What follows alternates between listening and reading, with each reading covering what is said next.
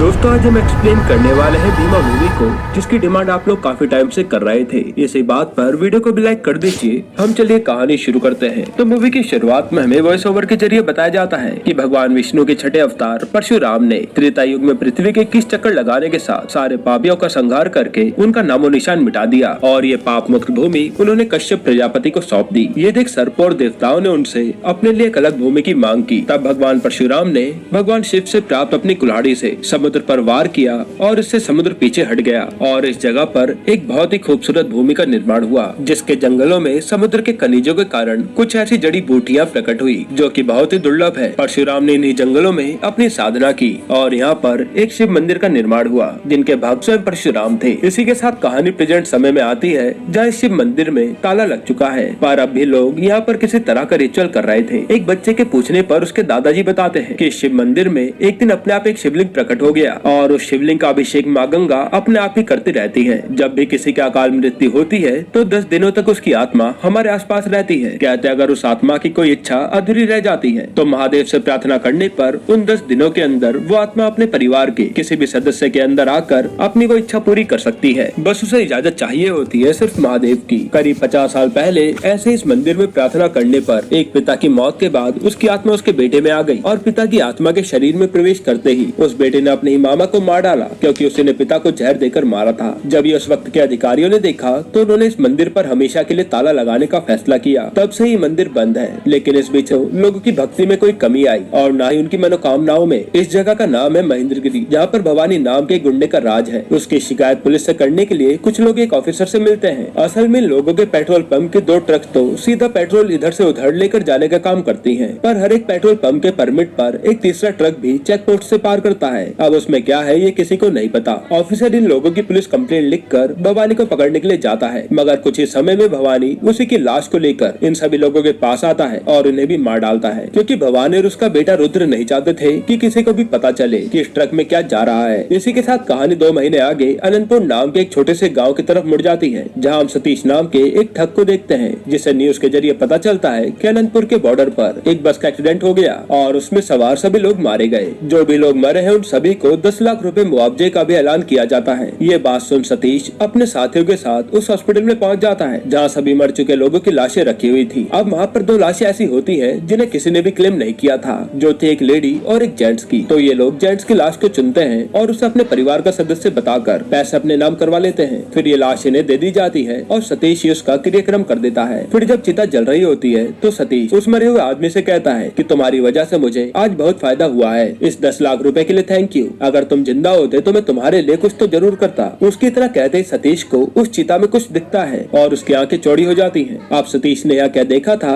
या उसके साथ क्या हुआ ये तो हमें नहीं दिखाया जाता, क्योंकि कहानी यहाँ से 2 महीने पहले चली जाती है वापस महेंद्रगिरी में, जहाँ पर एक ऑफिसर की एंट्री होती है और उसका नाम भीमा होता है। भीमा आते ही भवानी के घर में घुसकर उसके सभी लोगों को बुरी तरह से मारता है। फिर वो भवानी से कहता है कि मैंने तुम्हारे बारे में बहुत सुना था, इसलिए अपना ट्रांसफर इस जगह कमिश्नर से विनती करके करवा लिया, लेकिन मैं तुझे अभी नहीं अरेस्ट करूंगा, क्योंकि फिर तो मेरा ट्रांसफर कहीं और करवा देगा और कमिश्नर साहब को ये बात अच्छी नहीं लगेगी। इसलिए मैंने फैसला किया है कि मैं यहाँ भी 1 महीने पूरा रहकर गाँव घूमूंगा। तब तक तुम मजे करो, लेकिन 1 महीना पूरा होते ही तुम खुद आकर सरेंडर कर देना, क्योंकि अगर ऐसा नहीं किया और मुझे आना पड़ा तो मैं तुम्हें अच्छे से तोड़ने के बाद ही अंदर करूंगा। इतना कहकर भीमा वहाँ से चला जाता है। अब भीमा ने यहाँ आते ही सभी गैर कानूनी कामों पर रोक लगा दी थी, जिस कारण भवानी को काफी नुकसान सहना पड़ रहा था। अब ये बात जब उसके बेटे रुद्र को पता चलती है तो वो वापस गाँव आने की बात करता है, लेकिन भवानी उसे रोकता है और कहता है कि तुम जिस काम के लिए गए हो वो जरूरी है। बाकी उस भीमा का वक्त। इसी दौरान गांव के दूसरे छोर पर हम कुछ लोगों को किसी तरह का सैटेनिक रिचुअल करते हुए देखते हैं। इसके बारे में भी हमें आगे पता चलेगा।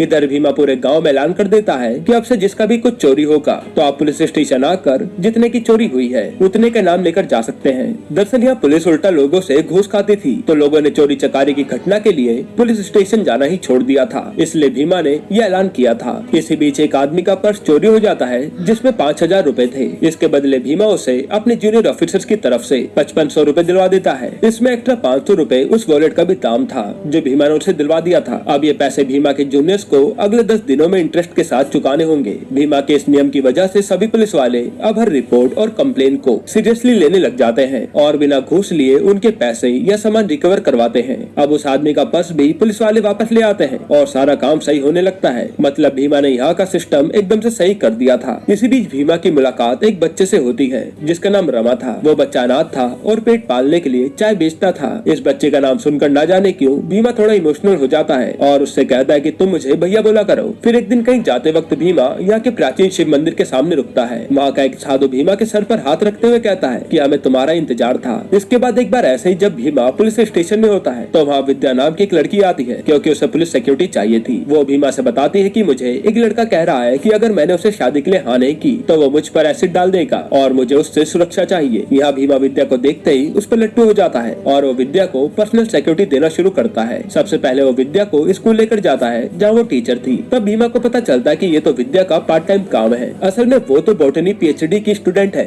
अगले दिन विद्या को वो लड़का फिर से एसिड फेंकने की धमकी देता है और इस बारे में वो पुलिस स्टेशन में कॉल करके बता देती है। तो भीमा तुरंत पूरी फोर्स लेकर वहाँ पहुँच जाता है जिसे देख के वो लड़का भागने लगता है। अब भीमा ने उस लड़के को पकड़ लिया था लेकिन वो विद्या से कहता है कि वो तो भाग गया। इसके बाद थाने में भीमा उस लड़के को खूब अच्छे से धोता है। तब वो देखता है कि ये असल में विद्या के पीछे एसिड की जगह सोडा लेकर घूमता था। इस बारे में जानने के बाद भीमा उस आशिक के फोन से विद्या को मैसेज करके कहता है कि आज मैं तुम्हारे हॉस्टल में घुसकर तुम पर एसिड फेंकूंगा। इस मैसेज के मिलते ही विद्या भीमा को कॉल करके हॉस्टल बुलाती है और वहाँ भीमा को विद्या के रूम में जाने का मौका मिल जाता है। लेकिन यह भीमा की अच्छाई और शराफत देखकर वो उससे इम्प्रेस हो जाती है क्योंकि भीमा ने उसका फायदा उठाने की बिल्कुल भी कोशिश नहीं की थी, जिसके साथ इन दोनों की लव स्टोरी यहीं से शुरू होती है। इन्हीं सब के दौरान भीमा को ये भी पता चलता है कि विद्या एक आयुर्वेदिक के आचार्य रविंद्र के सेंटर में रिसर्च कर रही है। रविंद्र विद्या के लिए उसके पिता के समान है। साथ ही रविंद्र के इस आयुर्वेदिक सेंटर में उन बीमारियों का इलाज भी हो जाता है जिसका इलाज कई डॉक्टर्स के पास भी नहीं होता और रविंद्र किसी से रात के वक्त भी नहीं मिलता था। वहाँ उनका एक शिष्य एक खास तरह का पौधा रविंद्र के पास लेकर आता है जिसे देख रविंद्र कहते हैं कि ये पौधा बहुत ही दुर्लभ है और उसमें एक मरे हुए इंसान को जिंदा कर देने की शक्ति है। वहाँ रविंद्र लोगों से बताते हैं कि इस धरती पर 7 चिरंजीवियों में से एक परशुराम निवास करते थे।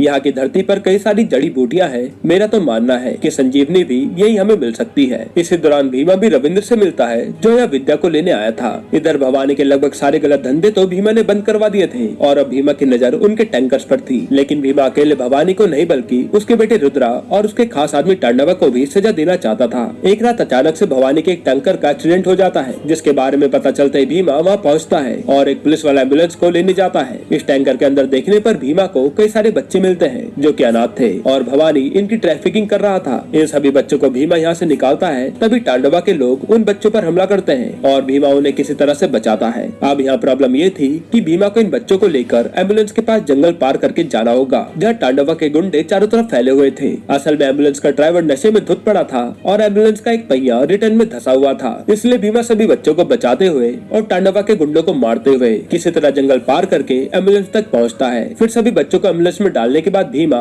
उस एम्बुलेंस के टायर को अकेले ही बाहर निकालता है क्योंकि अभी टांडवा के और भी लोग उसकी तरफ बढ़ रहे थे। तब यहाँ पर एक जबरदस्त फाइट सीक्वेंस देखने को मिलता है लेकिन टांडवा भीमा की बॉडी में एक खास तरह का जहर इंजेक्ट कर देता है। इस जहर के असर से भीमा गिर पड़ता है और उसे टांडवा के लोग बांधकर बीच समुद्र में फेंक देते हैं, जिसके साथ हमें एक सीन दिखाया जाता है भीमा की जुड़वा भाई रामा को जो कि बहुत ही सीधा और भोला इंसान है। दरअसल भीमा और रामा दोनों ही मंदिर में महंत के लड़के हैं। रामा इसी मंदिर में पूजा पाठ में लीन रहता है। आगे हमें पता चलता है कि रामा से एक परी नाम की लड़की बहुत प्यार करती है लेकिन उसके पिता नहीं चाहते कि रामा की शादी उससे हो, इसलिए वो जबरदस्ती परी की शादी एक लड़के से करवा रहे थे। यहाँ रामा इतना सीधा था कि वो परी के कहने पर भी उसे लेकर भागने के लिए तैयार नहीं था। उसके सामने परी से जिसकी सगाई हुई थी वो आदमी परी को लेकर चल देता है और रामा कुछ भी नहीं कहता। रामा इस जगह पर एक महन के साथ रहता था जिन्हें वो मामा कहकर बुलाता था। वहाँ पर वो कुछ पुलिस वालों को देखकर डर जाता है क्योंकि जब वो छोटा था तब भीमा को एक हवलदार ने जुआ खेलते हुए पकड़ा था। अब रामा भी उसी की तरह दिखता था तो उस हवलदार ने रामा को भीमा समझकर काफी मारा और पुलिस स्टेशन ले गया। इस बारे में जब रामा के पिता को पता चला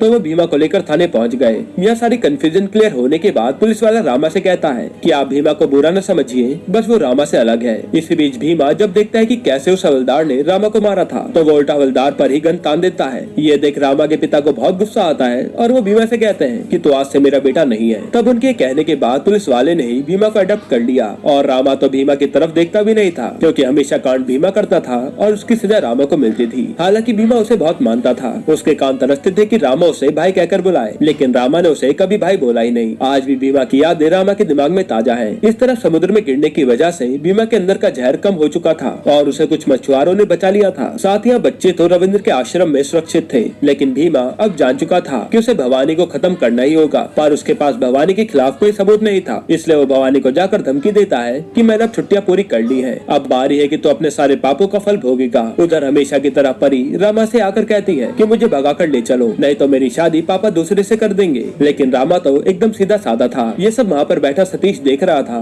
जो क्या कर परी से कहता है कि मैं तुम्हारा बचपन का दोस्त सतीश हूँ। अब सतीश नाम बहुत ही कॉमन होता है, तो इस नाम का परी का दोस्त सच में था। सतीश परी और रामा दोनों से कहता है कि मैं तुम दोनों की शादी करवा कर रहूंगा। फिर परी का पिता उसे लेकर चला जाता है, लेकिन सतीश रामा की मदद करता है परी को उसकी शादी से ठीक एक रात पहले भगाने में, और वो दोनों को लेकर महेंद्रगिरी आ जाता है। यह रामा जब परी से सतीश के बारे में पूछता है तो वो कहते कि सतीश यहाँ के एक प्राचीन मंदिर में हमारी शादी की तैयारी करने गया है, लेकिन उसका फोन यहीं छूट गया था। सतीश के फोन पर उसके दोस्तों का फोन आता है और रामा को पता चल जाता है कि सतीश एक ठग है। इसी दौरान सतीश भी वहाँ आ चुका था। पूछने पर सतीश बताता है कि पहली बार कोई काम वो बिना स्वार्थ के कर रहा है। वो कहता है कि मुझे तुम्हारे भाई भीमा ने यहाँ लाने के लिए बोला है, क्योंकि वो मर चुका है। दरअसल रामा के यहाँ आने के 9 दिन पहले भीमा को पता चला था कि इन बच्चों को सप्लाई करने का काम टंडवा करता था और ये सभी बच्चे अनाथ थे, तो इनकी कोई मिसिंग रिपोर्ट भी नहीं लिखवाई गई थी। साथ ही रुद्रा भी आज गाँव में आने वाला था। यह भीमा का प्लान सबसे पहले उसे पकड़ने का था, जो बात सुनकर एक कोस्ट गार्ड रुद्रा के आने पर उसे बता देता है। इस कारण रुद्रा बौखलाकर भीमा को मारने पहुंचता है और वो अपने साथ उस पुलिस वाले की पत्नी को भी लेकर आया था, जिसे उसने मूवी की शुरुआत में मारा था। लेकिन भीमा कहाँ डरने वाला था, वो रुद्रा के आदमियों सहित रुद्रा को भी मारकर बेहोश कर देता है। फिर वो बेहोश रुद्रा को एक बोट के नीचे डालकर वह विद्या के साथ बैठ जाता है। यहाँ दोनों बैठकर प्यार भरी बातें कर ही रहे होते हैं। तभी भीमा एक आदमी को वहाँ से गुजरते हुए देखता है, जो कि गुरुजी यानी रविंद्र के लिए एक खास तरह का पौधा लेकर जा रहा था, और ये पौधा हमें पहले भी दिखाया गया था। यह विद्या को शक होता है कि रविंद्र तो रात में किसी से भी नहीं मिलते, इसलिए वो भीमा को यहाँ रहने के लिए बोलकर उस आदमी का पीछा करती है। तब वो आदमी शिव मंदिर के अंदर पीछे के गुप्त रास्ते से प्रवेश करता है, जहाँ बच्चों पर टेस्ट किए जा रहे थे, और इन सब के पीछे कोई और नहीं बल्कि रविंद्र था। यह रविंद्र असल में संजीवनी बनाना चाहता था, जिसकी मदद से किसी भी मरे हुए इंसान को दोबारा जिंदा किया जा सकता है। इस चीज का प्रयोग वो अनाथ बच्चों पर कर रहा था, यानी कि इन सब में टांडवा, रुद्रा और भवानी सभी मिले हुए थे। विद्या देखती है कि रविंद्र ने अपने पागलपन की वजह से कई बच्चों की जान ले ली थी, और रविंद्र ये टेस्ट बच्चों पर इसलिए कर रहा था क्योंकि उनकी इम्यूनिटी काफी ज्यादा अच्छी होती है। इस केस में रिजल्ट काफी जल्दी आएंगे। विद्या तुरंत फोन करके इस बारे में भीमा को बताती है और भीमा जल्दी से यहाँ आता है, पर तब तक उन्होंने विद्या को पकड़ लिया था और भीमा के आने की वजह से भवानी भी अपने बेटे रुद्रा को ले आता है। यहाँ भीमा काफी लोगों को मारता है, पर तभी उसे रविंद्र रोकता है क्योंकि उसके आदमी ने सभी बच्चों को और उसने विद्या को पकड़ रखा था। उसने विद्या के सर पर एक छोटा सा एरो लगाया हुआ था जिसमें जहर लगा था। अगर भीमा एक भी कदम आगे बढ़ाएगा तो रविंद्र उस एरो को विद्या के सर में घुसा देगा, जिससे विद्या का खून ही जम जाएगा और नसें फट जाएंगी। ये देखकर भीमा को रुकना पड़ता है। यहाँ पता चलता है कि रविंद्र संजीवनी की खोज करके भगवान बनना चाहता था और इसमें करोड़ों रुपए का सवाल था, जिस कारण भवानी भी उसका साथ दे रहा था। रविंद्र भीमा से कहता है कि अगर तुम अपनी जान देने को तैयार हो तो मैं वादा करता हूँ कि इन बच्चों सहित विद्या को भी जाने दूंगा। उसकी बात सुनकर भीमा कहता है कि इनके लिए मैं मरने के लिए तैयार हूँ। जो सुनते रुद्र उस पर एक के बाद एक बार करने लग जाता है, और मरने से पहले भीमा रविंद्र से कहता है कि अगर मेरे मरने के बाद तुमने विद्या को या फिर इन बच्चों को परेशान किया तो मैं मौत को हरा कर वापस जरूर आऊंगा। तब उसकी धमकी पर रविंद्र बिल्कुल भी ध्यान नहीं देता और उसके मरते हुए विद्या के दिमाग में उस एरो को घुसा देता है, जिससे उसकी भी भीमा के साथ ही मौत हो जाती है। अब इनके बारे में किसी को भी पता न चले तो रुद्रा के आदमी ने उन दोनों की लाशों को उसी बस में छोड़ दिया था, क्योंकि उसका अभी एक्सीडेंट हुआ था। इसके बाद तो हम सब जानते ही हैं कि फिर सतीश को भीमा और विद्या की लाश मिली और उसने पैसों के लालच में भीमा की लाश को जला दिया।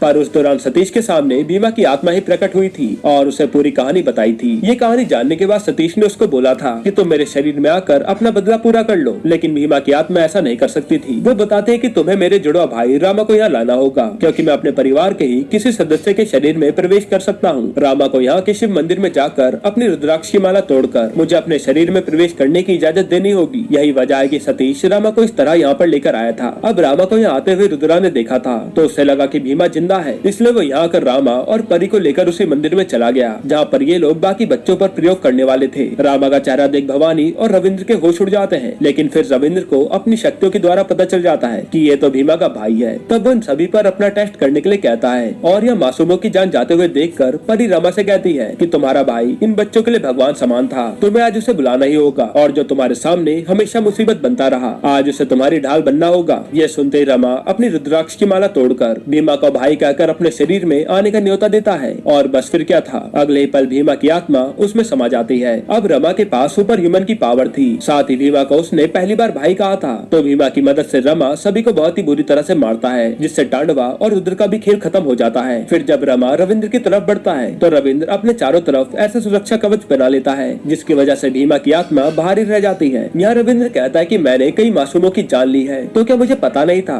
कि कई प्रेत आत्माएं तो मुझसे बदला लेना चाहती हैं, इसलिए मैंने एक रिचुअल करके सिद्धि हासिल की। इस कवच के अंदर भूत प्रेत आत्माएं और पिशाच कुछ भी प्रवेश नहीं कर सकता। जवाब में रमा कहता है कि अगर भगवान खुद आ जाए तो। यहाँ हम देखते हैं कि रमा के अंदर परशुराम भगवान आ जाते हैं और वह कुल्हाड़ी लेकर सबसे पहले भवानी का गला काट देते हैं। फिर वो रविंद्र के कवच को तोड़कर उसे मारते हैं, साथ ही वो उसके हाथ को काट देते हैं। अब परशुराम रूप में रमा रविंद्र से कहता है कि तुम संजीवनी बनाओगे, ये तुम्हारे जैसों की बस की बात नहीं है। रही बात भगवान बनने की, तो तुम इंसान भी ठीक से नहीं बन पाए। इतना कहकर वो रविंद्र के सर में उसी तरह जहर वाला तीर घुसा देता है जिस तरह उसने विद्या को मारा था। जिसके बाद रमा पूरे विधि विधान से अपने भाई को आखिरी विदाई देता है और 2 साल बाद जब उसका बेटा होता है तो रमा उसका नाम भीमा रखता है। इसी के साथ ये मूवी यहीं पर खत्म होती है। दोस्तों, आपको मूवी कैसी लगी हमें कमेंट में जरूर बताइएगा और अगला एक्सप्लेनेशन आप कौन सी मूवी पर देखना चाहते हैं वो भी कमेंट कीजिएगा। बाकी अगर आपको हाल ही में आई एक जबरदस्त मूवी देखनी है तो आप ये वीडियो देख लीजिए।